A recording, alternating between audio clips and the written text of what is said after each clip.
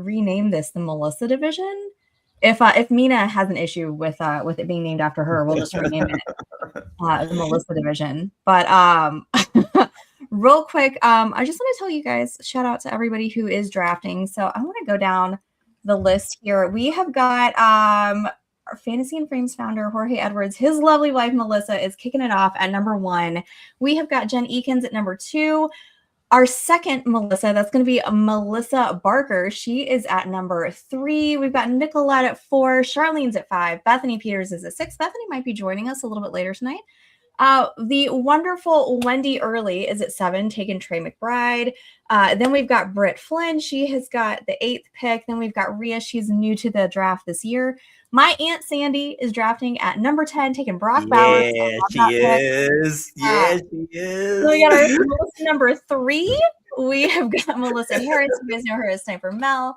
And bringing up the 12th spot there is Sam Sled. Let's take a look. We just finished up the first round.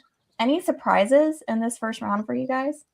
It looks pretty good. Pretty standard. Pretty, following along with what I'm seeing so far. It makes our start look the other day pretty great when we went purple like that. Look, I mean, one goes 7, one goes 10 there. So it makes ours look pretty cool that we got the other day when we did it. It does. Yeah. A little bit more, we saw, I think last episode, we saw St. Brown fall into the second, and H-An, I think, fell down. So yeah, a little bit of a different board and a little bit more even, I think, than the last couple have been. Yeah, I think so. If you guys weren't here for the last draft, we had to jump in real quick and draft for somebody who got really sick at the, right before the draft on the 12th spot. And we decided to get a little crazy. And what was it, Lou? We were pounding the purple. I definitely said it wrong, but I think it's better. I think whatever. I know it's a different saying, but I'm gonna go with that one from now on. Yeah, we're absolutely trademarking that. We went McBride and Bowers because why not? It's tied up premium. Come on. It's fun and unique. And exactly. That's gonna be the name of my autobiography. It's fun and unique. That's it.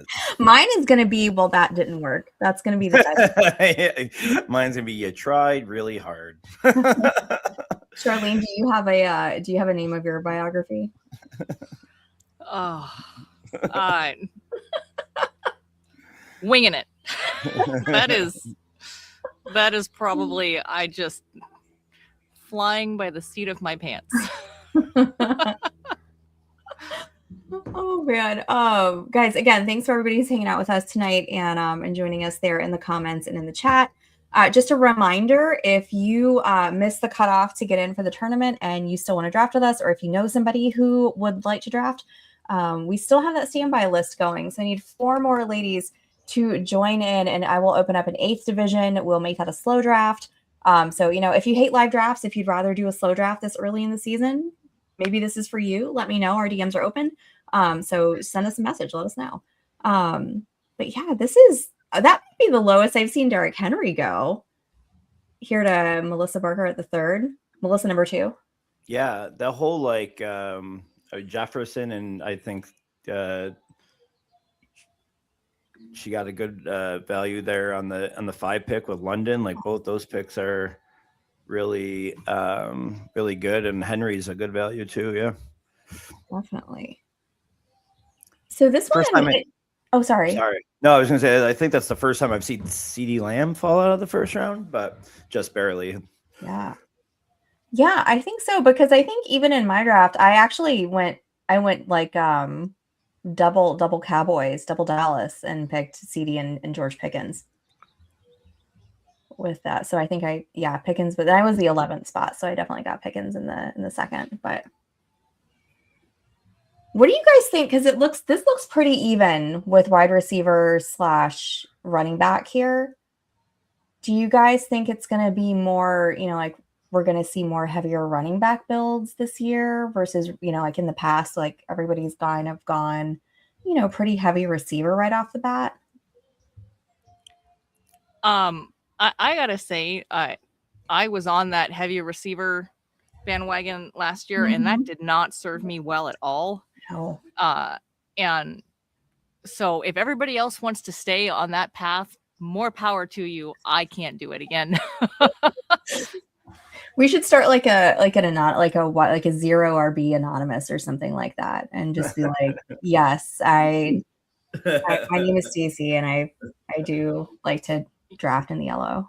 You know, I didn't even go full zero RB, and I still feel like I really hurt myself going heavy wide receiver. Last year was a tough year to do that for sure. Mm-hmm. Yeah. I don't know. I mean, I believe we've talked about this a few times here over the last few episodes, just that I kind of feel similar. The top running backs are just there's such a big tier fall off after like the top 12 that it's just they become more valuable than that wide receiver 10 to 30 range. That's probably the same tier. So I think it's just I've found my way to probably 2 running backs in the first 3 rounds almost 70% of the time. Yeah. All right, so we're in the 3rd round right now. We've got Nico Rashee Rice. Ken Walker go in the 3rd. Nicolette's up right now. Charlene, you're on deck. What are you thinking here? Like, where do you think you might go? I am unsure. I'm trying to see what everything looks like right now since I'm up next. To see what Nicolette does. She's got 6 seconds. This is nice. So this is a 60-second clock, so it does give you a little bit of time to kind of think through and look at the board and go through your queue here before. Yeah. Those 2, Louis, I haven't done an underdog draft yet this year. I'm a little embarrassed to say. Like, are you doing them on there, or where are you doing all your best balls? Because those are like I'm mostly on underdog. Okay. I do a lot of DraftKings too, but I'm mostly on underdog. I've done a few FFPCs, but mostly on underdog. Nice. I'm pretty much. Oh, sorry. Oh, no, that's okay. I'm pretty close to maxed out on the big board in there. So I've done roughly, I think we set it about 150 drafts or something. Oof. There you go. All right, Charlene, going to get Colston Loveland. Do we think that he's like, are we all on board with him being the tight end 3 this year? Yeah. I like what I saw. Yeah. Towards the second half of last year. So no, I agree. I think he's the clear cut 3. I think there's now a pretty decent tier cut in between him and Warren, who I think should be tight end 4. And that's a really good pick there. I mean, good value there. I think he could easily be justified in the 2nd round. Couple names I thought of there that I'm interested to see how far they fall back. I'll mention them when they do. But I like Loveland a lot there. Yeah, so it took me the full clock to pull the trigger on that one almost. It's okay. I'm glad you brought up Tyler Warren, because I actually had this conversation with someone the other day about Warren and like, does his situation with Pittman, going to Pittsburgh, does that help? Who does that help most? Because I know Louis, you and I talked about a lot about Josh Downs being the big beneficiary from that. Like, I'm not sure that it really changes anything for Warren. I think he was still going to get his regardless of whether or not Pittman was still there. So I don't know. I think he is. I think he's really good. I don't think that move is going to help him at all. Specifically, like I said, I like the Downs uptick a little bit more. But I mean, he should be slotted in. I think he's slotted in right at tight end 4. I just think it's that next tier down. And just with the uncertainty of like when Daniel Jones is going to come back, how he's going to look when he comes back, those are all a little bit scary things, and enough to make Loveland, a tier ahead. Yeah. Our first QB off the board, 3rd round. He was one of the guys I was thinking about that Cheyenne went there. I was wondering when he was going to go, and that's been a kind of a wild card. Whenever some people we've seen him go, I think, as early as the first round the other day, and we've seen him in the second round. So that's a good value on Josh, I think. Yeah, I think so too. Charlotte, like, where do you guys, is this like the end of round 3? Is that where we feel comfortable, like, starting if we're gonna go with a Josh Allen or whoever we think the number 2 quarterback, maybe Lamar? Do we think Lamar is number 2? Yeah, Lamar is probably 2, I would say. But I know everybody thinks it's a Bills bias, but I have Josh pretty heavy, and like if I don't get Josh, I'm pretty much fading the top QBs. So but I think he's justifiable all the way at like 3-1 because of I truly believe he's head over heels whoever QB2 turns out to be. Yeah, I tend to agree. And this is like, if you're going to go with that elite quarterback, I think this is where I would feel comfortable doing it. What do you think, Charlene? Do you feel good in the 3rd round, or would you push it? Yeah, no, I feel good about that. I mean, drafting from the 5, I was tempted, but I just felt like it was way too early. I like the end of the 3rd, though. I think that's kind of the right spot to start making QB moves. Yeah, I mean, you could even do some fun things a little bit later, I think. Yeah. With who you got on your team right now. Yeah. I'm skipping ahead in the show sheet just a little bit, but this is going to be kind of fluid. We're going to go back and forth because I just wanted to kind of bring that up. So, like, is it a stack if it's not a wide receiver quarterback? Does it count if it's a like quarterback, running back, quarterback, tight end? Does it still count as a stack? I need to know the rules here. I think it counts as a stack.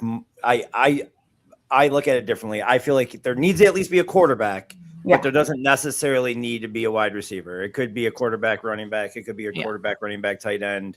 But I think to officially call it a stack, I think a quarterback should be involved. You have to have a quarterback. That is the one part, the one position you've got to have. So no, like, wide receiver, running back stacks. You can't do that. That does not count. I mean, you'll see a lot of them because of people that like start it and then get sniped on their quarterback. So you'll see, a lot of situations where a team will end up with like 3 or 4 guys on the same team, but then they get sniped on their QB at some point. And so you will see it, but I don't think anybody's doing that on purpose. Yeah. So I like what Steph said here in the chat. Team correlation can still be beneficial. So like, let's say you do get sniped, right, on your quarterback, and is that a way that you can kind of recover? Maybe try to like pivot a little bit. Like if you were like, okay, well, I don't get the quarterback, but like the other night, like when I went a little weird one, Dallas, and took a Pickens and a CeeDee Lamb, I got sniped on Dak later. Yeah. So I didn't get that, but I guess I could have maybe gone, if I was really all in on Dallas, I could have gone in with some other guys a little bit later. Yeah. Like Steph says, I mean, it's still, you're still getting whatever, a big majority of a great offense, you're still hitting, and you got, it's not like that's your only quarterback. You'll have other quarterbacks to like make up that difference. So, I think it's good to bet on specific offenses and try to build your teams around them as much as possible. Yeah, I feel badly. When I was making the show sheet this afternoon, I was like, oh my God, like everyone that I'm sending him, it's like the same thing. Like we're talking about the same stuff over and over. I was trying to think of like, okay, maybe should we just like do a little bit more, like best ball strategy tonight, kind of get into that. Cause I think in our other podcasts, we've been talking about like players so much, like we haven't really gotten to as much of the strategy part, I don't think. All right. So we're ending the 4th right now. We've got 2 more picks in the 4th, but Charlene, I like what you've got going on there with Drake London and Davante Adams. Yeah, Davante was a little bit of a panic pick, but I kind of went through to see what was happening with the wide receivers, and as soon as I saw that he was still there, I just went, well, okay, I guess that's my answer. I was not leaning towards another wide receiver, but he kind of swayed my decision there. I don't hate it. I mean, I love Devontae Adams anyway, so like you're never gonna Yeah. get me to be upset about taking him. Fun fact, I actually have my daughter signed up for his flag football camp that he does in Palo Alto. Nice. Yeah. So I'm very excited about that. Yeah, that would be super fun. Yeah. I see Melissa over here, speaking of stacking, on the turn goes with Jaden Daniels and Terry McLaurin. That's nice. Yeah. I like that one spot. I don't think we've talked about him, you and me, in any of the 17 podcasts we've done together in the last 3 weeks. But I'm not big on Nico Collins, and that's just a name there. And the one I was like, oh yeah, I like that team. But like, Nico, what you have any thoughts on like what that looks like? My thoughts are just with Tank Dell coming back, and maybe he had chemistry with Stroud. That I think Higgins emerges a little bit. You have any thoughts on that? I mean, so I think I've always really liked Nico Collins and liked drafting him. And then it's been like really kind of to my detriment, right? Because it's not really worked out for at least where I've taken him. I don't think it's talent wise at all, because I think that he's super talented. I think it's just, like he's had a lot of things going on. There was weird offensive stuff going on in Houston, injuries, that whole thing, was really kind of plagued him. But you're right. I mean, Tank Dell, should hopefully be coming back this year. He and CJ Stroud famously hit it off at the combine. Stroud was really instrumental in getting the front office in Houston to draft Tank Dell. So I hope that, and I just liked him as a player anyway. When I was like, that was when I was first starting to like kind of get into doing like a lot of the podcasting. And so like Tank Dell was just like one of my faves. And he's just kind of always been. So I do hope that he comes back this year and is playing kind of at the level where he left off, a couple of years ago. I guess has it been almost 2 years now? Yeah. 1.5. Yeah, that's crazy. But anyway, he did have great chemistry with CJ Stroud, and hopefully that's the same. But they just have so many good role players there now too. We really like Higgins, was great. Now they've got David Montgomery there too, Woody Marks. So I think they're building like a really nice, offense there in Houston. I think we'll have Colby Conway will be on with us for our next draft later this week, and he's a big Houston Texans fan, so I'm sure he'll have a lot to say about that. But yeah, I don't know. I think it's one of those where like you can't hold grudges in fantasy, but I don't know. I don't know if I can trust it. This will probably be the year if I don't take Nico that he'll go off. It'll be everything that we've always hoped it would be. That's usually what happens. I should have known that a Washington 4-5 stack was because Jorge was whispering sweet nothings into his wife's ear. I should have known. I was like, who would take Jaden Daniels? That's right. Jorge's involved. All right. I get it now. Melissa stepped away from the computer and Jorge was messing with her cue. No, we're just kidding. He didn't step away. He probably grabbed the keyboard and ran away. He snatched it out of her hands. We're taking Jaden Daniels. Oh my He's goodness. on the online app, like sniping her. Like he's on his phone sniping her. That's really funny. That's awesome. He's Jorge, you're sitting downstairs, like you're just on the app, just like filling the queue with like all the she's gonna have like Ben Sinnott here in a little bit too. That's so funny. Oh my goodness. There goes Lamar. Look at that in the 5th round, Bethany. I feel like that's really good value after. Yeah, I almost went Lamar. Yeah, that's pretty good value because I think he should rank into the 2 spot here. And he had a little bit of a weird season last year, but I feel like every time I take Lamar, I get burned. Like, I swear to God, every time I have ever drafted him, because I don't draft him that much, every time I've drafted him going, all right, like I've seen it, he's good, we're going to do this. That's the time that he just... he's like constantly getting... Jorge's been banished to the basement. That's funny. Oh my goodness. Louis, do you have a player like that? Do you have one that like whenever you take him, it inevitably leads to like just fantasy distress for you? I just keep too much of a portfolio that like, you know, nobody going down kind of hurts because I own everybody. But I'll say this, not owning Derrick Henry has hurt me the last couple of years, specifically last year, where it eliminated like 90% of my week 17 or week 16 best ball teams that were still alive because he had that monster week. A couple years ago that Ja'Marr Chase did the Triple Crown, right? Now 2 seasons ago? Yes. So I wouldn't go anywhere near him that year because remember that was the year that Burrow had the weird wrist injury, right? That everybody was freaking out about, and I was definitely on board freaking out about that. And I wouldn't touch him, Chase, Burrow, nothing. Would not touch any of them. Yeah. That for me. I usually spread out the people I do like in my in my portfolio, but I take some pretty hard stands against the ones I don't. I have 0% maybe of like 20 of the top 120 guys. Like it's too much probably. Oh, I'm the same way. Caleb. I was hoping you would get Caleb to go with Colson Loveland. I literally just put him at the top of my queue. She got you.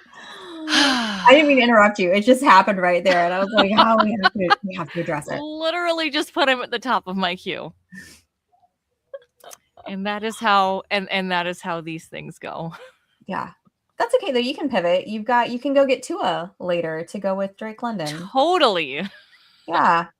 Go get Michael Penix. You know, it'll be fine. I know Steph and my portfolio last year knows it too after Derrick Henry murdered me. That was like, wasn't that like Christmas Eve too or something? It was like the Henry game was a holiday thing. It was I know it was like a night game. I was at a bar. There was way too many people and I was crying. So it was awkward and weird.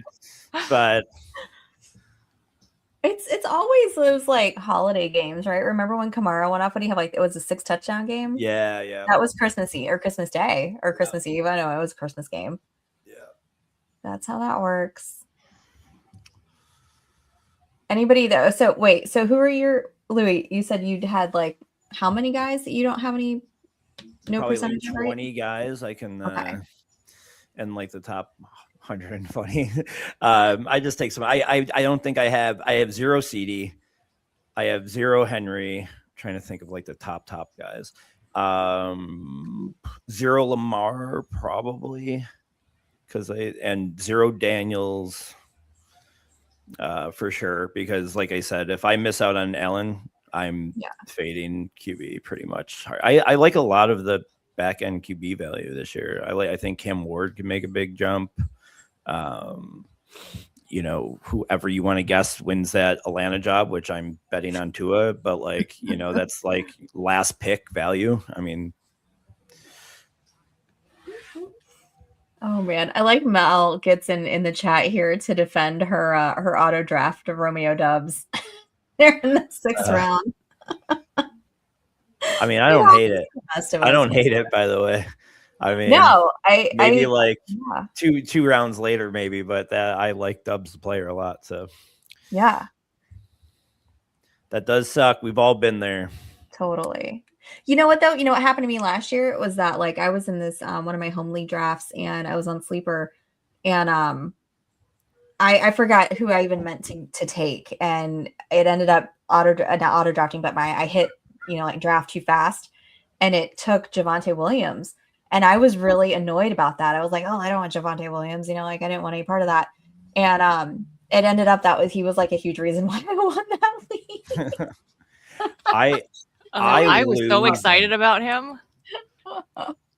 I was so excited about him and it paid off. Yeah. Yeah. I mean, and you got exceptional value for him if you drafted him last year. So, I mean, he's going obviously a lot higher this year than he was then. So, but I lose my mind when I accidentally auto draft. Like I will, and like a true narcissist does, I blame everybody else.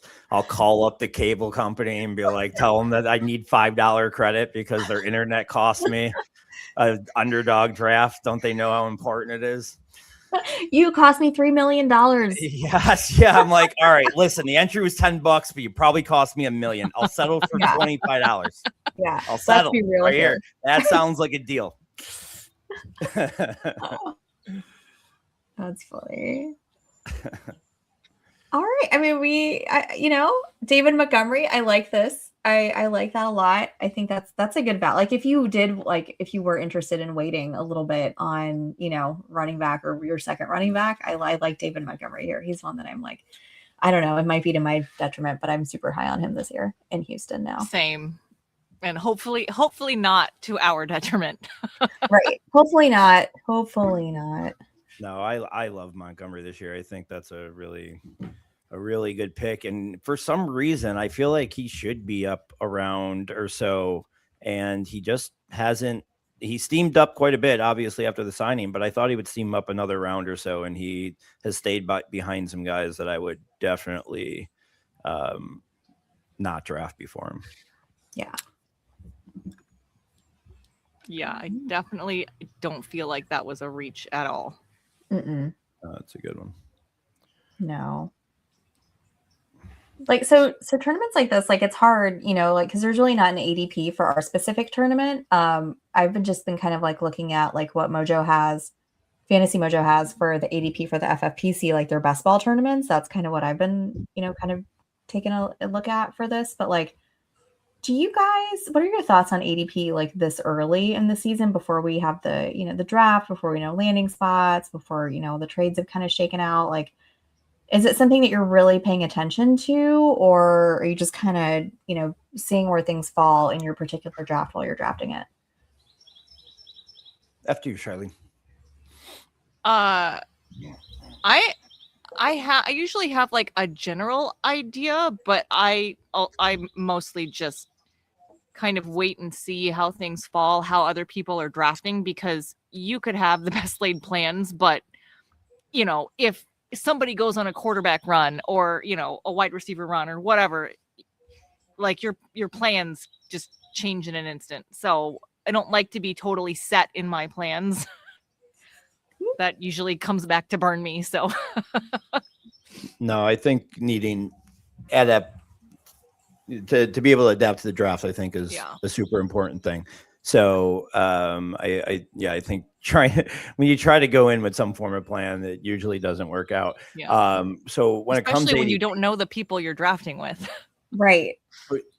But I really do try to. I don't mind overdrafting my stacks. I do give. We've talked about this a lot, and people have asked. What I really do try to have my top QB with his, two of his top 3 targets. So I will overdraft a little bit, especially like when you're on the ends and there's a guy, you're 6-1 or something like that, and there's a guy that goes in the mid 7th. I don't mind if that's the guy I need for my stack. If I know I'm not going to get him to fall back, like I don't get greedy with that. I think you can stretch a round or two if it fits your structure. Yeah. Okay, so we're in the 7th round. We just started the 7th. Just a reminder, 20 rounds here. Single QB. So the roster, the way that it looks, is going to be obviously quarterback, 2 running back, 2 receiver, 2 flex, and a tight end. So I see here, who is that? Jen? Jen's got Fannin and Gadsden. Like she could theoretically like start both of those guys in her lineup every week. Not that she's like picking who gets started because this is best ball, but yeah, but I like that team a lot. I do. So if you were like inclined to like maybe go in a tight, because this is a tight end premium, like with some, go a little early on your tight end. Nobody's doing that here in this draft. We've done it in other drafts, but like maybe if you were going to go a little bit early with your tight ends and maybe grab a couple of your elite ones that are really going to produce, that are going to get you those PPR points as well. There's definitely nothing wrong with that, right? Would you guys be like, would that be like a kind of a favorite build in a format like this? I mean, with tight end premium, I think, I find myself going this year more so elite at the running back, wide receiver positions and trying to push tight end and quarterback because there's a lot of value there. But I go with that mindset. But then I think those top 5 guys like Warren or like McBride through Fannin. I don't have Kraft or Pitts over Fannin. I have Fannin as like my number 5. I think that top 5, there is like enough justification. Then when they're around some of these guys that I told you are like not draft guys for me, then I end up taking them. And even though that wasn't my intention, we were talking about how good the 2 team looks. I really like that. But like Rashee Rice, again, one of my no draft guys. So Chase Brown, I'm seeing another guy in there. Like that's another guy at 0. So, but I like how she built the team. If that's another wide receiver there, I like how that 2 is built. Yeah. What do you guys think? This is not on the show sheet. This is just me thinking out loud. Like we're having so many tight ends now, like rookie tight ends coming out and having immediate impacts in their team, like Levin last year, Warren, going all the way back to like Sam Laporta. Do you think that is like more so the trend with tight ends that we're going to just keep seeing that? It's not like before when it was after Sam Laporta's year, everybody, even like, I know for sure me was like, well, not everybody's going to have a Sam Laporta rookie kind of year, but like now it seems like they are all having those kind of years. So like, it kind of makes me not as afraid to take a tight end early, like especially a rookie one. Yeah. Did you? I don't really. I ended without a question. I just ended. No, that's right. But I'll just piggyback. I'm sorry. I was waiting for her to start. No, I'll piggyback off of that as saying like I think the biggest difference is that tight ends nowadays are more built for receiving, and these guys that are elite receivers are not being asked to come in and learn both sides of the ball, blocking and receiving. They're being used more specifically in a passing role. So I think there's a quicker route to success for guys now because of that. And, teams are not needing them to be in line as much anymore and things like that, and design them to be used differently. So I think that's pretty much the biggest difference on why you're seeing that trend. And I would fully expect it to continue. Yeah. I think Sadiq's going. I mean, I think he's like tight end. I mean, he's not being taken right yet, so whatever. Yeah. I always do this, but I mean, I think he, is right around. He could be a top 10 guy easily for me, if he goes to the right spot. Which, again, we've mentioned a few times, seems like a bad kept secret, and this should be the Panthers. You know where I heard him linked though the other day? I can't remember what show I was listening to, but I heard him linked to the 49ers. Really? It's not the dumbest thing because Kittle is on the older end and coming off of another injury. So it's not the craziest place. No, I mean I was like, oh, I hadn't really thought about him going there, but that would make sense. I think there's a couple spots where he could go where he would make, a pretty good impact there. I like the Panthers too, though. Yeah, I think he's just a huge. I mean, we talked about this. I think in one of the episodes, like where does Njoku go? Yeah. And that I think is like harder to decide because I think people have money invested in veterans right now at the tight end position besides Carolina and Miami. So I think those are like the only 2 spots for a guy like Njoku. But I think that expands when you talk about Sadiq because of his age, because he's on an entry-level contract, and because of how great he should be. I think almost any team can justify it, Yeah. Maybe outside of Arizona and Las Vegas.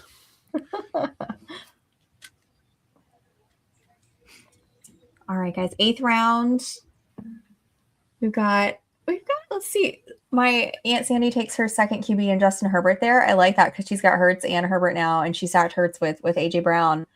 So that's nice there. I really like the Chargers offense. I'm like, we have not talked about this on the show on any of our drafts yet. How excited are we for Mike McDaniel to be with the Chargers now? Are you guys excited? It's going to be fun to watch. It's going to be fun to watch, if nothing else. Yeah, I'm super stoked about it. I think I'm really, really high on their their offense. The only thing that sucks about it right now is it's really hard to decide what's going to happen in that wide receiver room. With they should definitely add one in the draft. Keenan Allen's still unsigned, probably isn't coming back. Is Quentin Johnson going to just keep on defying all odds and being better than and being better than his ADP because no one wants to draft him? What happens with Trey Harris? I loved Trey Harris last year, and then he just never really got a chance.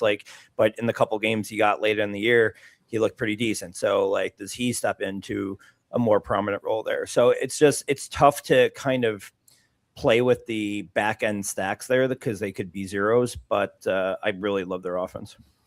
Because that would be good. I mean, like you said, like the back end stacks are getting some of those guys really low because I'm looking at their depth chart right now. I mean, they even have, who was a little favorite in drafts at the end of last season was Keandre Lambert-Smith also was another one. And he only got forced in like 1 or 2 games during the regular season, but he had really good games. So, I think that could definitely play out. I do think that they'll tackle a wide receiver in the first 2 rounds, but if they don't, it will definitely bump up a few guys really large. I think Trey Harris becomes probably like a 10th round pick at that point. Is there anybody, any of the rookies that you like to that you would like to see drafted by the Chargers? I continue to say, at least from a fantasy perspective, I am going to bet on the 3rd guy drafted the most because I think all 3 of them are pretty equal talented, and I'm going to want to get the guy that you're going to get, the best value on of the 3. So I think whoever turns out to be like the 3rd guy drafted is probably going to be the one that I amp up the most. I like all 3 of their profiles. I might obviously make that determination based off of the landing spot and quarterback and offensive system that they're tied to. But I think after those 3, it's a big drop off. I don't like Cooper and Concepcion as much as everybody else does. So, Chargers have the 22nd overall draft pick right now. I think Tyson with this injury stuff that's going on, I think he has a real. I wouldn't be shocked if like one of these guys are steaming like Concepcion or Cooper Jr. don't jump over him, and someone takes over because people are afraid of this injury. And I think that'd be dumb. And I think he would be a really good pick there late, hopefully. Yeah. Ooh, a little bit of a QB run. Don't let them peer pressure you, Charlene. Oh, I got sniped. Again. Again. What is happening? 9th round. Let's see. You and 7 are the only 2 without quarterbacks. Again, I know. Don't bow to peer pressure. No, I know. Unless you want to. I'm doing it. Bo Nix. There we go.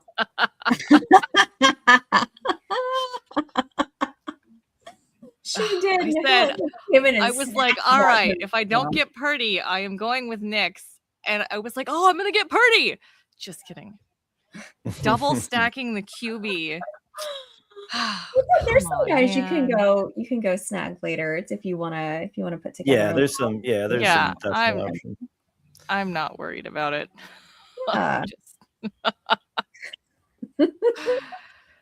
Let's see this. Here we go. I know, right? All right, Wendy. Wendy is at home.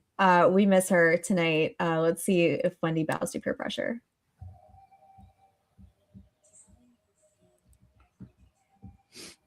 We're all just silently waiting. I forgot how hard it is to draft and talk at the same time.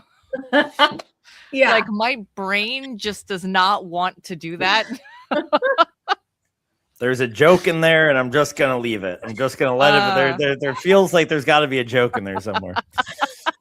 See, if you don't like your draft afterwards, you can just be like, I was just too distracted, guys. I just,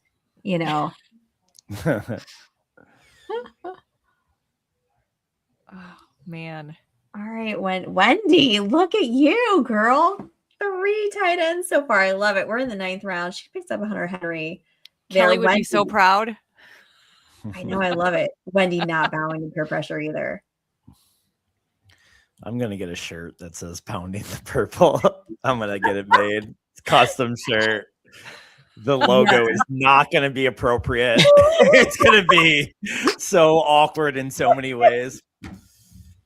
I'll have it. I'm gonna get it made by next episode. Cannot wait to see it.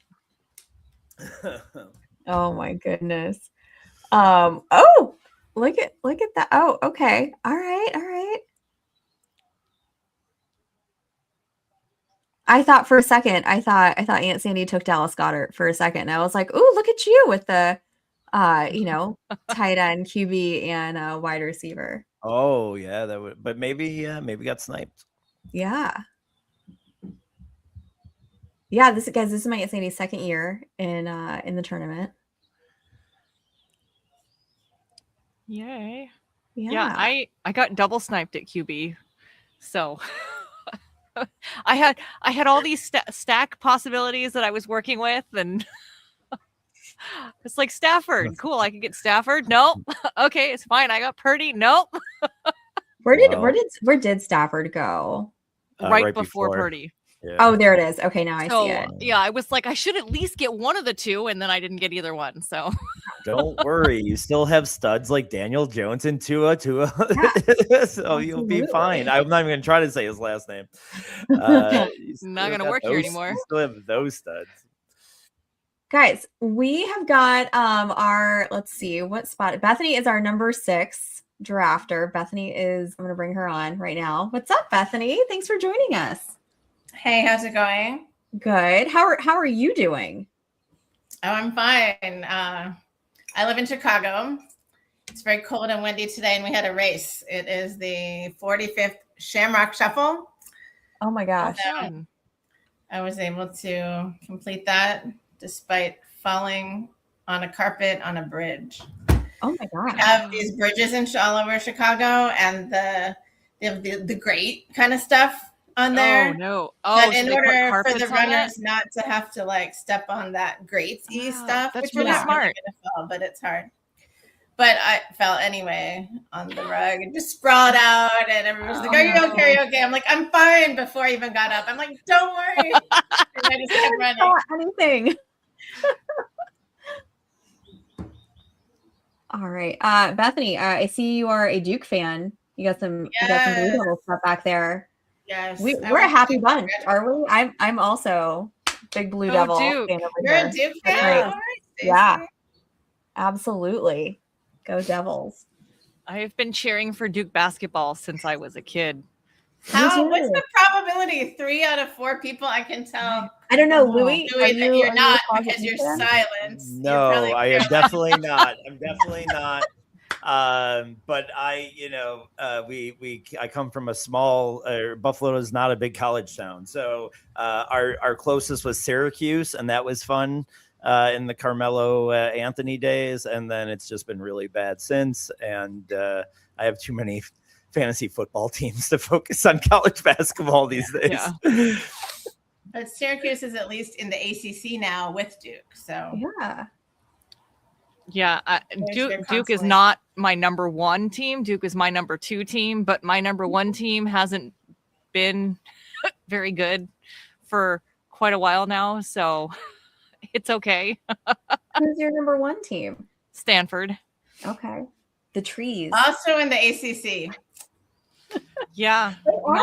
I'm gonna be salty about the disbanding of the Pac-10/12 for a very long time to come. So yeah, as Jorge correctly points out, Jerry McNamara is the new head coach of Syracuse.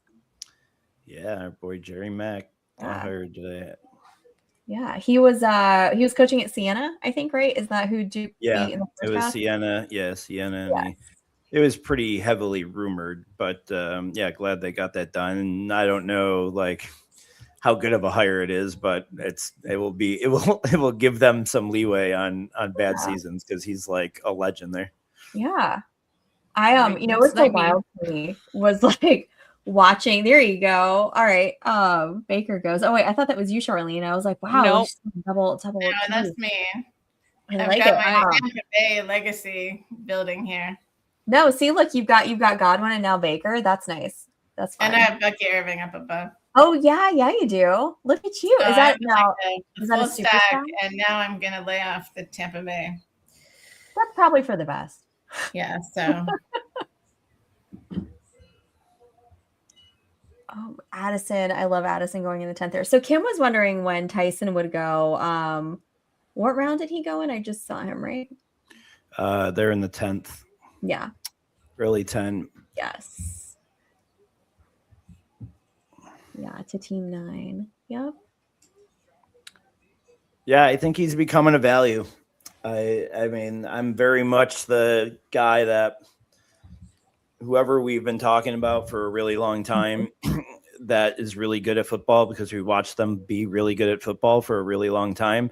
And then things like injuries and the combine get here and it pushes them back. Like those are the players I want to attack all the time. And, he's going at a 2-round discount from when he started, like in tournaments like the big board.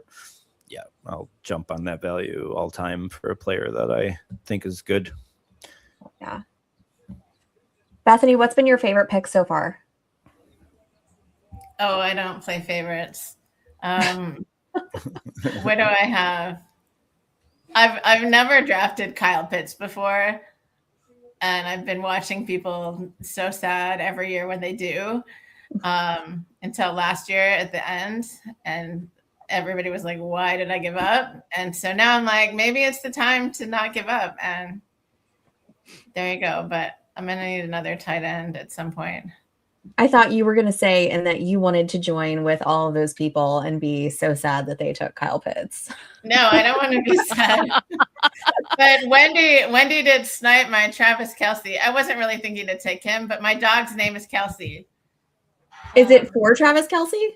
Yeah. Here. Oh. Kelsey, can you say hi? Kels, come up. There he is. Okay, like, excuse me.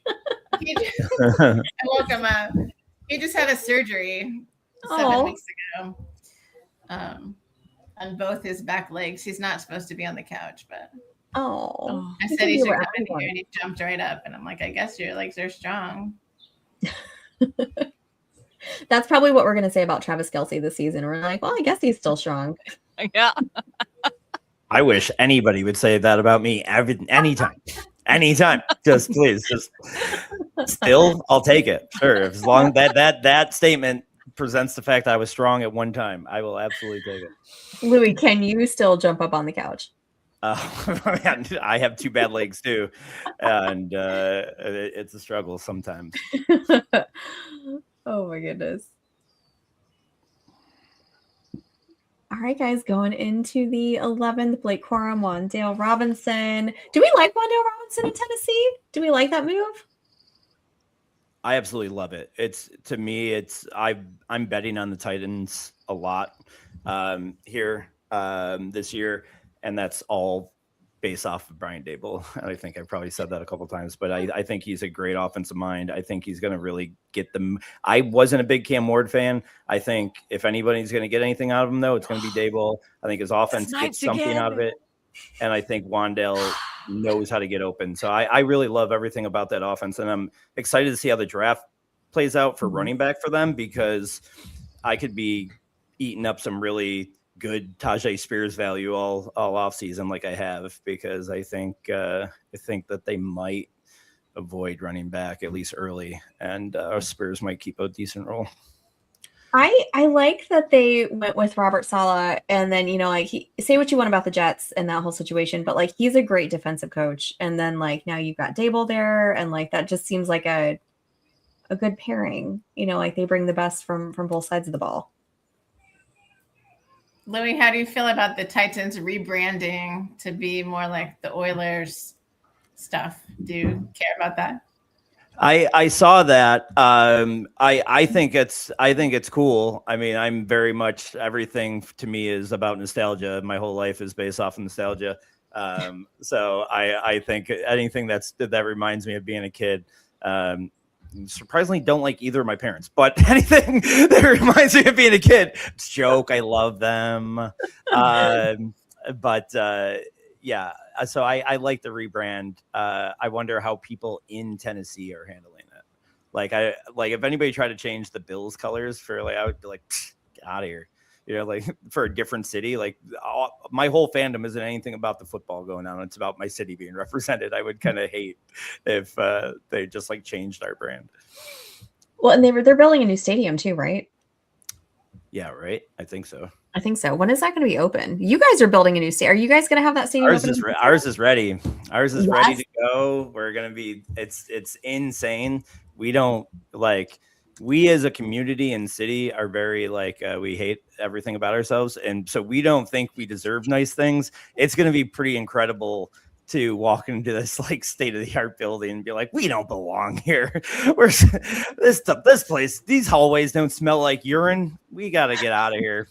Let's go back to the old place. But now, have you gotten to go yet? Are they letting people do tours or anything? Not yet. So the virtual tour for us season ticket holders was absolutely state of the art, amazing. Where you put on goggles and saw how you would look, and it was insane. But this is I'm a guy who played Atari, so all this stuff is pretty crazy to me. But pretty soon, yeah, they're gonna have an event. They said probably midsummer to just kind of walk through the place, so we're not walking in there the first time for the game. But it's I've driven by quite a bit, and it's done. It's pretty much ready. I have a question just because I'm curious. How does it work with your season tickets? Did you get to put a different section? How did that all We got so lucky. So basically what they did was they bring you in and they say, here is the seats that would be your comparable seats. And we're not saying, hey, you can switch. This is what you got to take if you want your comparable seats, and just switch them to that. But then the sales pitch is, we got these fancy club seats. And I was like, we'll listen to the pitch. And they gave us the pitch. And then we go, okay, well, how much were our regular seats to do? And they were very, very similar to what we pay now, which I was shocked by.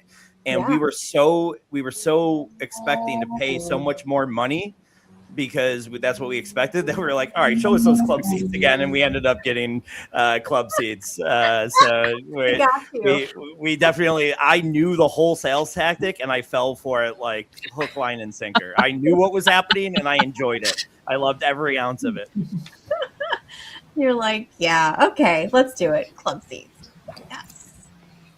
They were probably making bets in the break room of who was going to break me, because I walked in, they're all tough, hey, no sales pitch over here, guys. All right, just getting my tickets, and I'm out of here. Then they were probably someone's counting dollars as I'm signing the contract. Got another fool. They got an extra commission. Yeah. Oh my goodness. Bethany, is there anybody during this draft that, or not specifically even this draft, but just this season, that is somebody that you just have to have on your teams? And if they haven't been picked yet, don't answer that question. But right, no, everybody good has been picked. Fair. Yeah, no. I kind of I'll just tell you some picks that I like that I was thinking about. I like Devontae Smith in Philadelphia, because I'm not sure what's going to happen to AJ Brown. There were the contract things, and so he might end up being the wide receiver 1 in Philadelphia. So I kind of like that pick there. He was in my queue. I don't know, honestly. This is my first draft this season. In these streets, people are drafting so early. But in the real world where I live, nobody drafts yet. Everybody's like, are you on crack? You have a draft before the draft? Yes. They don't, and I get it. I've been around it before, but it's not my habit I haven't been drafting on Underdog yet or anything like that. So Same. I don't have favorites really. We have a good I'll, mix. I'll hide in here. shame. I'll hide in I think shame. no, I think we've got a good mix of like not so early drafters, like and then I'm like on the clock. yeah. Oh, Okay, don't worry. I had somebody in my queue. Charlene, I like your Jared Goff pick there. I think that was a total steal in that round, in round 11. Yeah, after all the snipes. Yep. Said, you know what? Yeah, I'm just gonna seal it right now. And Dalton Schultz, like, people forget about him, but last year, like, with everybody dealing with so many like weird injury issues with like the rookies in Houston, like they relied on him a lot. So I don't like, I think people forget about him. Yeah. Yeah, I think they just re-up. They either re-upped or restructured his contract too. So like it showed that he's in the plans at least for another year. The two younger guys there just haven't busted out, and we were all Brevin Jordan and who's the other guy? Hang on, I'll find it. They just gave him a 1 year extension. Stover. Yeah, Stover, Cade Stover. But they I was fans of both of them, thinking that no, Dalton Schultz isn't good enough to hold them off, and here we are 3 years later, and he's holding them off, and so I wouldn't even be nervous if they drafted like a Stowers at tight end, because I don't think he would be good enough to like hurt Schultz's output this year. So yeah, I think that's a good pick. Yeah. Also, like a good. I know we were going to maybe talk about late round stacks. Like that's a one that I like a lot. Like if you can do Schultz, Stroud, Higgins. I know Higgins is off the board already. Stroud is too, but like I think that's something that you can start doing a little bit early, knowing because they all go in the same area like this. Like maybe starting like round 10 and just 10, 11, 12, just go back to back to back with those guys. I think that's a fun stack. I'm going to remember that for next time, because that is not my usual stack that I gravitate towards. So, but I like it now that we're talking about it. Like, I think that's, yeah, and it will be unique, I think, too, because because they're so close in ADP, a lot of people aren't going to want to draft away from ADP on it. So I think it will be really a unique stack. So it's one that I'm trying to get late, and obviously in underdog, like tight end, it's not tight end premium, so Schultz is going a lot later, so you can spread it out a little bit easier. Yeah. Schultz, the number one reception leader in Houston, there 82 receptions last season. I like it. Yeah. Melissa gets another stack there going Chig with her Washington, with her commander stack. And Blake Corum. No, wait. Yeah. Sorry, I messed that up. I can't see. The little screen on this. I know. It's so small. I have a giant TV here that it's also on, but that's why I keep looking back and forth. That's why I have two screens over here. I like drafting. I know this is such a boomer take, but I like drafting on like my computer because I want to have like my draft board blown up on like one screen and I want to like have the queue up on another. I have the same thing on both screens. I can't do like a really dual screen, and I'm drafting on my phone. I like hearing how everybody does their drafts. Wendy is like over here, Bethany. Do you see she's telling everybody about your running, your charity. What did you know? I know what you ran today, but like what was it? Like what kind of like how far did you run today? Oh yeah. Well, today it was an 8-kilometer race, so just 5 miles. But I run marathons also. I run for charity. And Wendy is a huge supporter of mine. She came to my like a fundraiser birthday party I had a couple years ago, and we had a 50-50 raffle. It was my 50th birthday, so play on words there. And so half was going to go to the person who won, and half was going to go to the charity. And Wendy won, and then she donated that winnings to the charity. God. So I actually raised twice as much as I would have, or have not gone to such a benevolent person. So thank you, Wendy. as always. And Stephanie has supported as well. So thank you also for being one of my donors. Yeah, I'm running New York Marathon this year. That's awesome. Wow. My little flyer here. That's so cool. And then that is awesome. If you want me to send, I was like, do you have anything that you can put in the chat too? Yeah, sure. Yeah, if you have like a link. I'm not in the actual thing anymore. Can I put it to you? I'll put it to you. Yeah. The scampers were 25% Melissa's. Yeah, it is 25% Melissa's. I was thinking that too. I love it. Good for you on running. You can put that on the chat because I had to X out of that chat or else the feedback would have been. Oh yeah. Did you email it to me or how'd you send it? I just put it in our studio chat. Oh, in our studio chat. Okay, perfect. Oh yeah. Oh, what did I just do? There it is. Got it. All right, guys. So here is. And the main goal of my fundraising is to get children sponsored. World Vision, I should say, is the largest NGO providing clean water to the developing world. And World Vision also does child sponsorship. So it will kind of tackle a community at a time and come in and get people like us to give $39 a month for however long we can to provide not only clean water, but better education, healthcare, child advocacy, food security, economic development, just things that just help. It really makes a difference. So if anybody wants to sponsor, even for a couple months, that would be amazing. I'm not running Chicago Marathon, but I'm a captain of a team there. And so I have a one-time donation page there too, which you can see, which you can get to from this. Nice. Anyway, guys, that's in the chat. If you guys want to get some more information, I just put that there. It should be showing up in there now. Bethany, how many marathons have you done? I say 3.5 because the last one I didn't finish quite.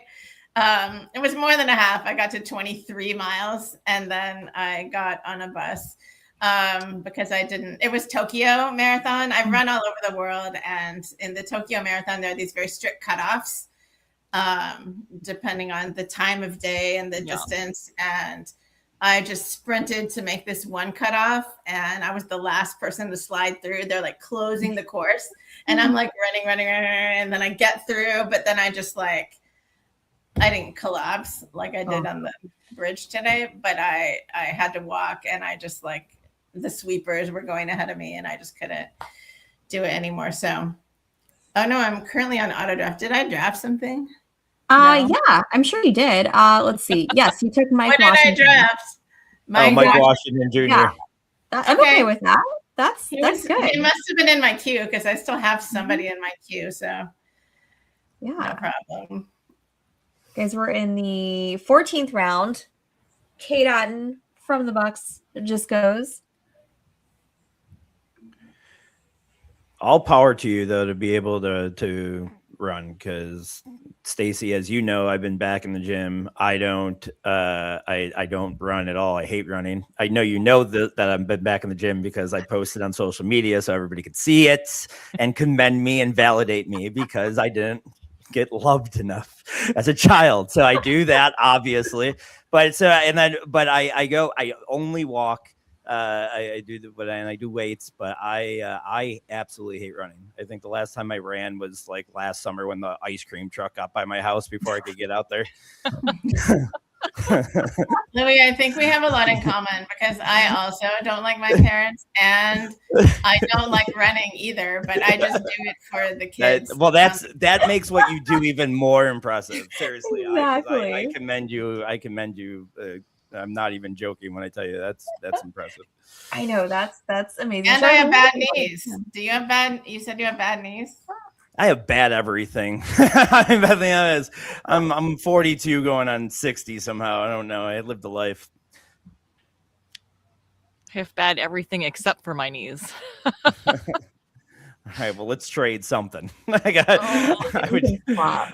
could talk trade. Charlene's a big runner. Every day that we were at the expo, Charlene was out running every morning. Oh yeah, I was training for a race. So I had to keep up with it. I can't even imagine getting out of bed some days after the expo. To be like, sometimes I need a few hours to even wake up at days at the expo, and you're out there running first thing in the morning. Again, commendable. What are you training for? So I was at the expo. I was training for hang on, I'm on the clock. Okay. Oh, go ahead. At the expo, I think I was training for a sprint triathlon. Oh. So amazing. My husband and I do Mission Bay Triathlon in San Diego every October. And we do it with a bunch of friends, and that's sort of just our annual tradition. But did I start? I've done the farthest I've gone. I've done a half Ironman. I can't imagine. I have negative interest in ever doing a full Ironman because I have negative interest in running a marathon. So kudos to you. I have no interest in swimming one lap or biking one block. So no.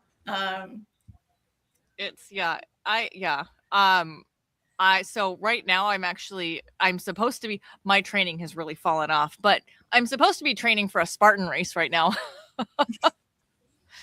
So that's sometime in May. So I gotta get back on the wagon. That's where they do all the obstacles, right? Yeah, it's a lot of fun. Well, is that like where they like electrocute you and stuff like that? Like, what's that one? What? Don't they like? Isn't there one where you have to go through some like weird like electrical thing? Yeah, that's not Spartan. Zaps you. That is. So is that just my nightmares? Stacey, don't bring what you do on Friday nights into the chat, okay?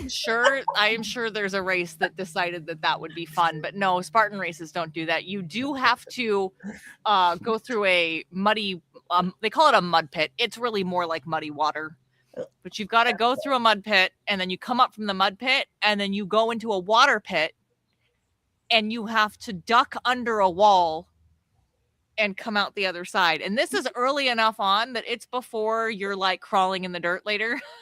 So you get very dirty. That sounds gross.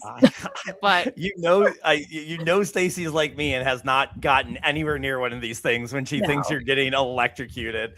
Right. So I definitely did not get electrocuted.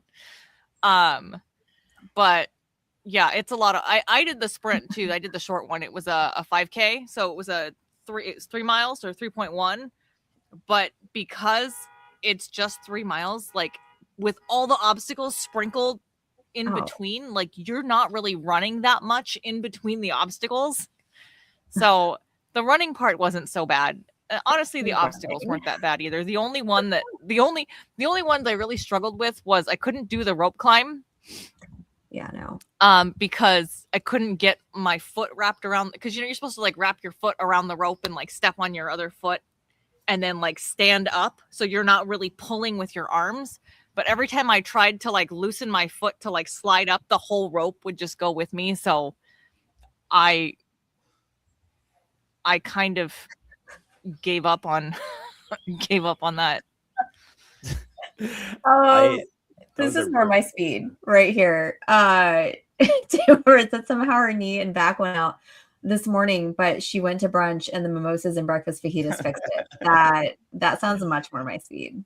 I had a friend like ask me to do one of those like obstacle things and was like, it's just, I know what you're going to say, but it's for charity. And they have these really fun obstacles to keep you motivated. I was like, keep me motivated. The cattle prod. I go, what motivates me? It motivates me is chicken wings. Is there going to be a fryer station at each mile marker? I'll come to that. But I am not, the obstacles does not sound motivating at all.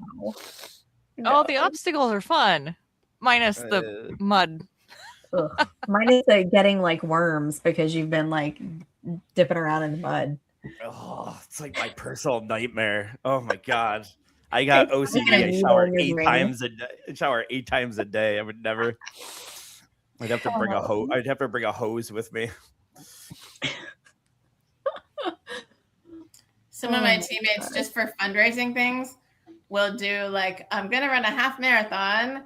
And after every mile, I'm going to eat a donut. So they're eating a baker's dozen of donuts over the course of the couple 2-3 hours, whatever, that they're running the marathon. And they'll like check in at every time they're eating a donut, like, hey, we've raised $200. Hey, let me run another mile. I don't do those things. I like that. That's my kind of motivation. That would be a really great fantasy football punishment, right? Like you make somebody run a marathon if they lose, but they get a mile knocked off for every like donut that they eat after a mile or something. Or just make them sign up for a marathon and train. There you go. Yes. Have you seen the girl that like takes a shot or like has a drink at like every mile? What? Oh yeah. Yeah, I was watching this this chick. I guess she does this. But I'm like, that's insane. For 26 miles, like I forget being drunk. I would be dead. Yeah, we die. Jorge just put in the chat that Andy Behrens does a half marathon where at every mile marker he has to eat something from Taco Bell. I mean, that's what God, no. I can't even imagine. I do a lot of running. Have the alcohol.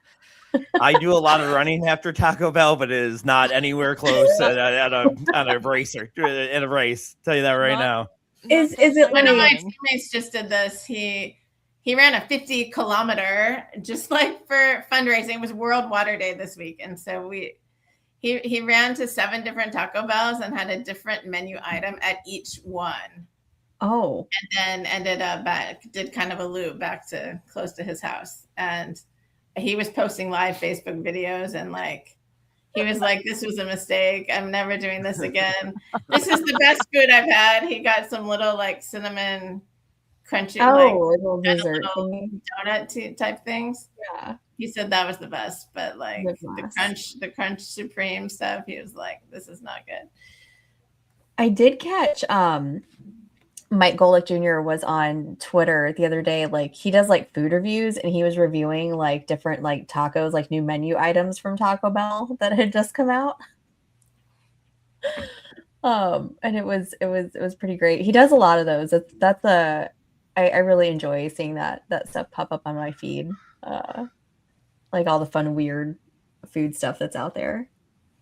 Oh, Crunchwrap Supremes, Jorge, are amazing. Like I will stand by that. Crunchwrap Supremes are delicious.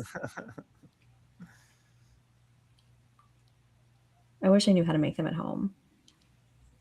I have a theory that anybody that a very popular opinion. I'm in the minority. I do not like Crunchwrap Supremes. Okay, so I know I'm in the minority, but I have an opinion that if anybody that does love Crunchwrap Supremes makes a lot of bad decisions when they're drunk and outside of Crunchwrap Supremes. So I'm prejudging every single person that says that because I know that they've done some other crazy stuff at 3 o'clock. What is it about the Crunchwrap Supreme that you don't like? We're so far off the rails right now, and I love it though. This is yeah, we are for sure.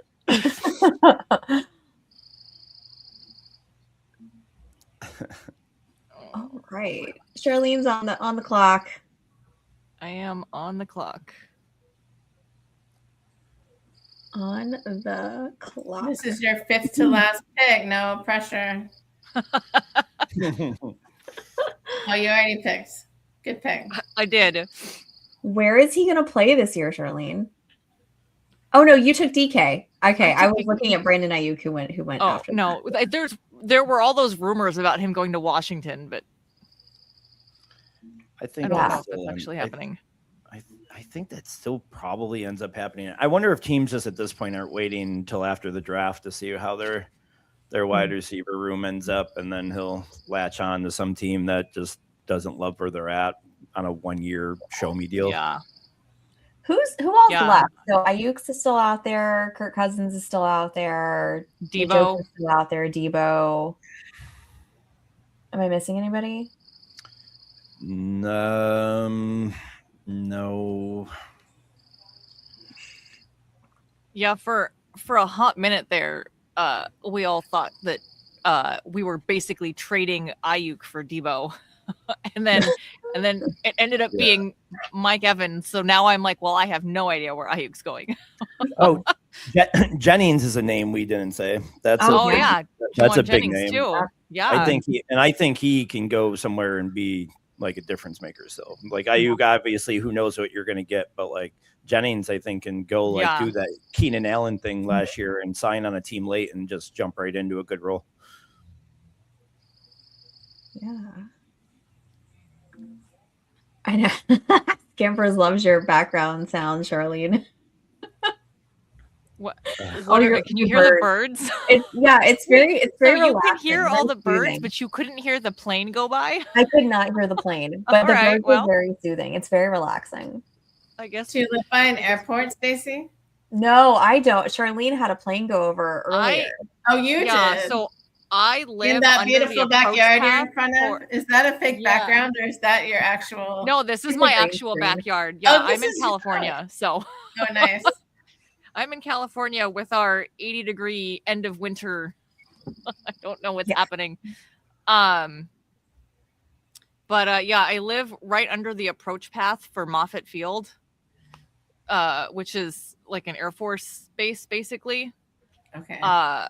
So it gets very loud because we get all the F-18s and the C-130 cargo planes. Yeah, it gets, and the Blackhawks. It gets very, very loud here. Yeah, the Blackhawks shake the whole house. That's crazy. I haven't lived that close to an airport. In Dallas, I was by the smaller airport, Love Field. Stephanie, I know you're in Frisco. Oh, she's not on to answer, but maybe she'll say in the chat. Yeah.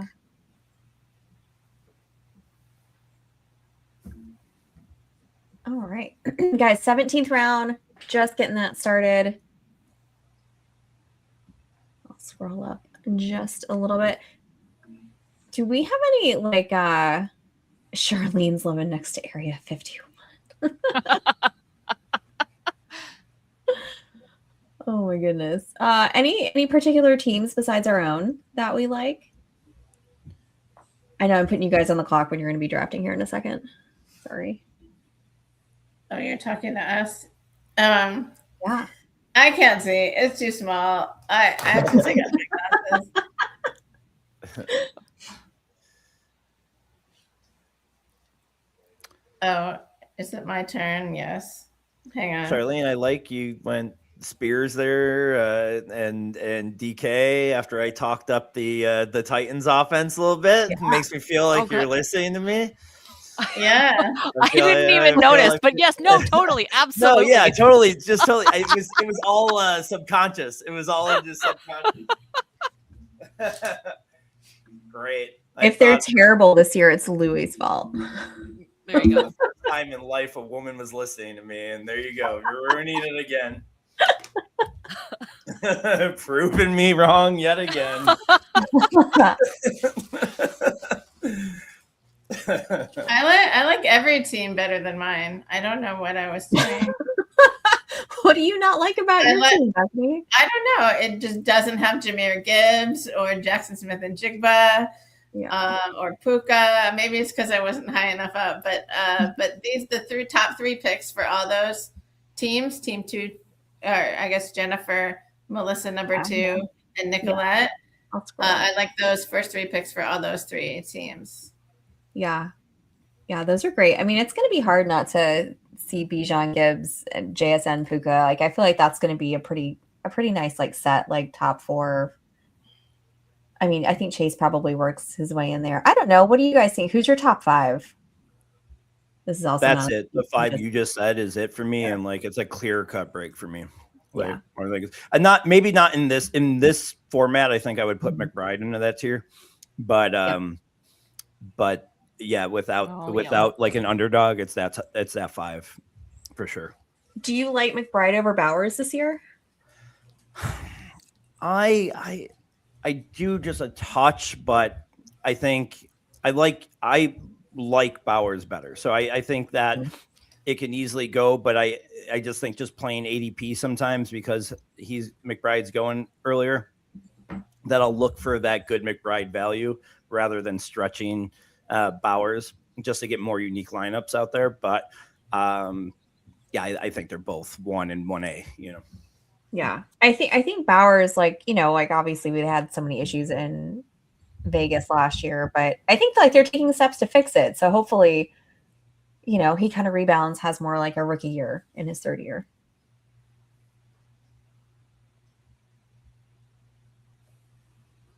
Angie's in the chat. What's up, Angie? Hey, Angie.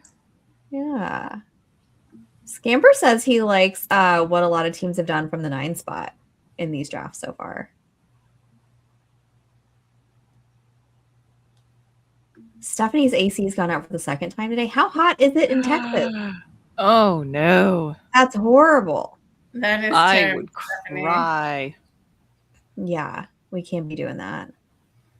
Let's see our 9, our team 9 build. I like our 9. We got Amon-Ra, Barkley, Kyren Williams, Garrett Wilson, Burrow, Waddle, Hubbard, BTJ. Yeah. In the 90s, Stephanie, oh my God. Almost 100 in Texas. Jeez. It was really pleasant. It's 33 here, and it says windy. It's correct. Oh no. Charlene, Bethany, what do you guys think about Waddle going to Denver? I'm excited. Charlene's Broncos fan. Well, with the quarterback situation in Miami blowing up with Tua leaving and everything, I think it's just Miami, period. Full stop. I had on a team last year, and I was always very happy with them. And so when Waddle goes to Denver, what I think of is what's happening with Courtland Sutton. I'm so sorry. Those are not 2 players to mix up, and I did just because it started with C. So Courtland Sutton, I don't know how he and Waddle are how that's going to play out. Like, there's not like some obvious wide receiver one within those 2. I don't know. I think that, I feel like Waddle's going to slide into that wide receiver 1 role. Or maybe it'll be like a 1A, 1B situation. But I do feel like Waddle sort of takes that role on. Hang on, I tend to agree. Mm-hmm. I think Sutton becomes a value because I think he'll drop too much, but I do agree that Waddle becomes the alpha there. Good for him, getting out. Yeah, good for anybody that could get out of Miami for sure. Yeah. Well, basically the whole team at this point. Yeah. Poor Devon Achane or ETN. Who knows how to pronounce it? He's stuck in Miami. I love that word. I love that we're sticking with that bit. It's great. I think we stick with ETN no matter what he says. Yeah. Oh man. Charlene, did you go get Pat Bryant? I had to get a Bronco, right? I have RJ, but yeah. Yeah. You get Bo Nix and Pat Bryant there. I like Pat Bryant.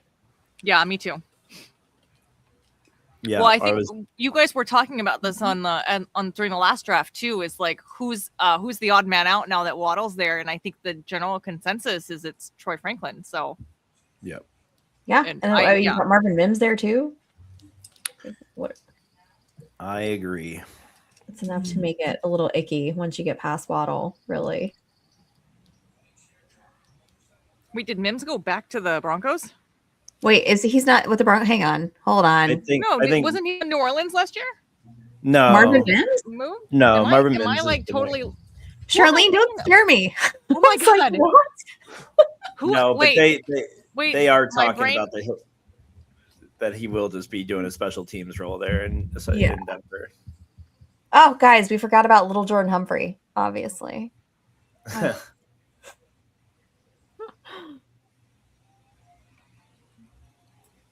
All right, here we go. 19th round. Bringing it home. LaQuint Allen. There goes your boy Christian Kirk, Louis. That's way too late for Christian Kirk.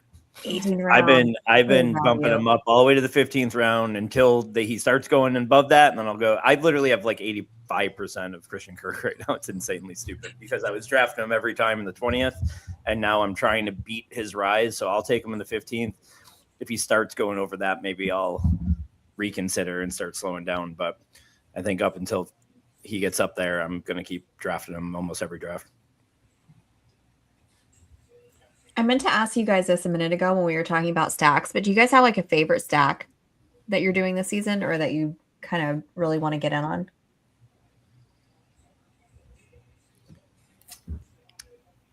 Yeah, sorry, I'm sorry. again. I'm sorry. I'm sorry. They're up. They're up, and I'm trying to let ladies go first, and then they're. I know. I'm about to be up I'm too. like, I don't have a favorite one, but I just like to try to pair players on teams together in best ball. Obviously, that's a big strategy. But I don't have any kind of favorite. It depends on who do I end up getting in the first few rounds as to who do I want to like start building on. Yeah, I've mentioned Tennessee already. I like them a lot. I think New Orleans could be a really fun offense this year that I've really jumped on a lot. I still think Jacksonville is way undervalued. I think Lawrence is going too late. I think Tootin's going too late. I think even Rodriguez later in draft is a fun backup thing because they always use two running backs. And then no one really wants people are scared of drafting BTJ and Myers, and I don't know why. I think I would keep doing it. And even Travis Hunter, where he's going because of the cornerback thing, I really wasn't. He can still have a big role, especially in best ball. Yeah, I mean, I think they're going to use him somehow. You know, they're going to have plays for him. And Bethany, you got him in the 15th round, so you're not relying on him to start every week, which is exactly why you're drafting him that late. But he can. I mean, I'm sure he'll come in and be able to produce a little bit for you, and in games and that kind of thing, where you're going to need him and bye week fill-ins and that kind of stuff.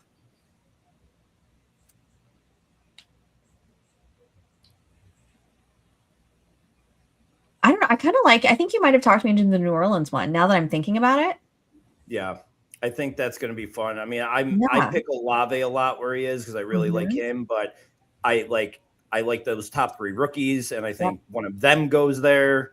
And then I like Vele later. I like Juwan later. So they're a fun stack too. I want to look up. I want to see what Tyler Shuck's final numbers were.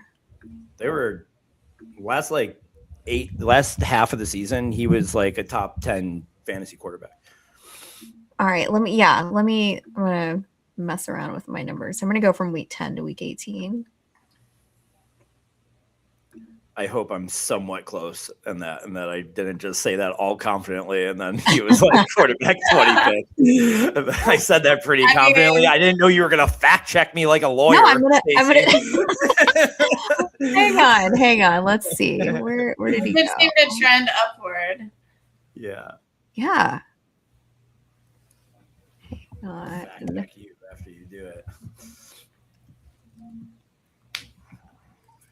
Yeah, so he was averaging 21 points per game. Oh wait, no, that's not the average. Hang on. I'm looking at the wrong column. Just a second. No, you're right there. Yeah. No, I see him now. What was he in the last 8 weeks? Were you able to do that? Were you able to do bye week? Let me do last 8 weeks. Hang on. I got it. I got it. You got it. Okay, I got it. There it is. Yeah, top 10 Yeah. in the last 8 weeks of the season. Woo, man! Look at that. Look at that. I was So scared. who do you want to pair with him? Olave and Olave for sure, but I like that's a team that I'll try to get like 2 of those rookie wide receivers to up my chances of one of them going there, because I do think that's so like those they go really close together, those rookie wide receivers. I just try to go back to back with 2 of them usually when I have an Olave team, and then Juwan and Vele's free. If they do for some reason avoid a first round wide receiver, he gains a lot of value. And then if they do, he's still a strong 3. So I think in 20th round, he's fine. And then Juwan Johnson, especially in this format, I think is a great pick. Yeah. I mean, we were talking about him, Charlene, right? On the waiver show, like every week we're talking about Juwan Johnson. Yeah, I feel like, yeah. Yeah. Absolutely. last pick. Here we go. Tennessee.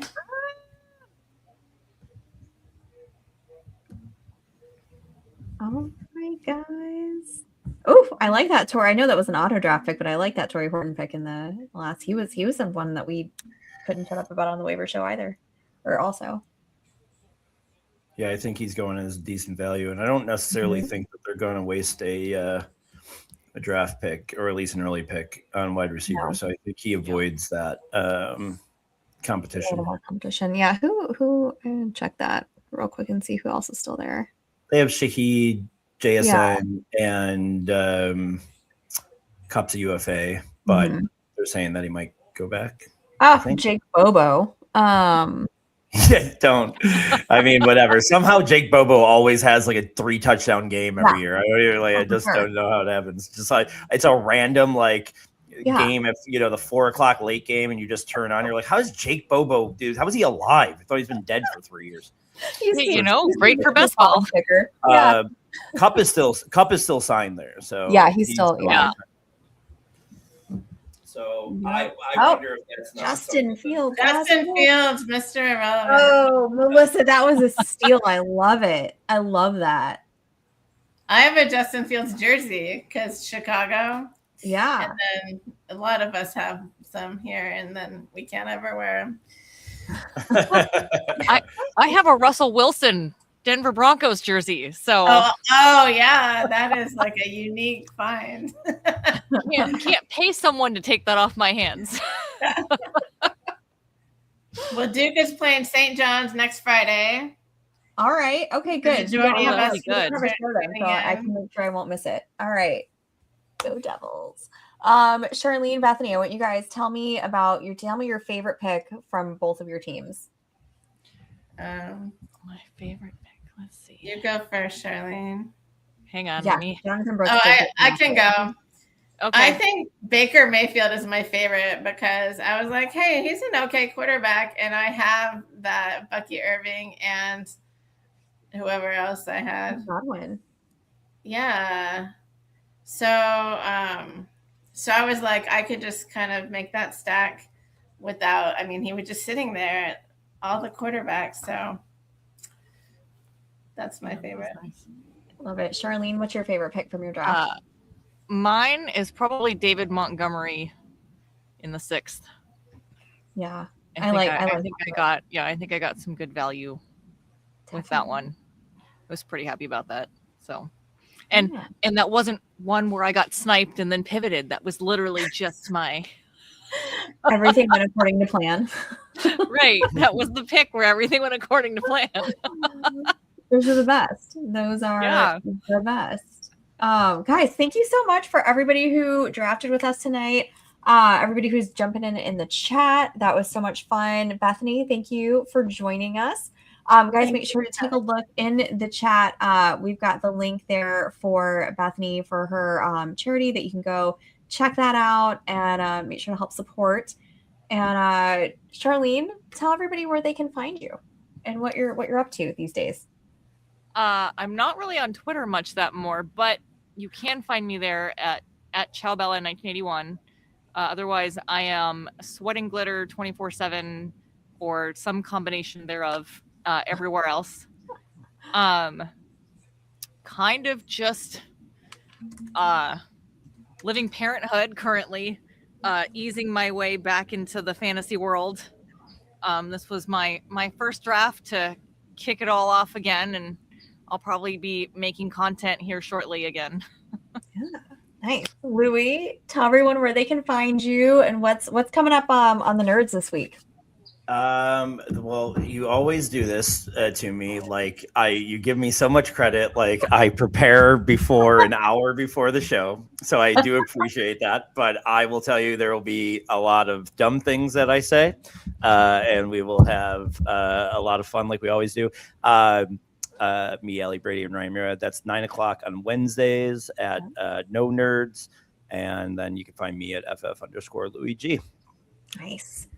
Guys, I'm at Stacy_Perez83. Make sure to give us a like, a subscribe, a follow so you can get notifications when we are live. And don't forget that our next draft is going to be this Wednesday. We've got the Amy Trask division going. And we've got one more on the 30th, March 30th. That is going to be the Cynthia Freeland division. And don't forget, if you have anybody who wants to play that's not already signed up, I'm looking for 4 more to start an 8th division. So let us know, guys. We will be back in a few days. So I hope everybody had a great night. Don't let the Sunday scaries get you down. Just, go out and do a draft. It'll make everything a lot better. Yeah. Have a good night, everybody. Bye.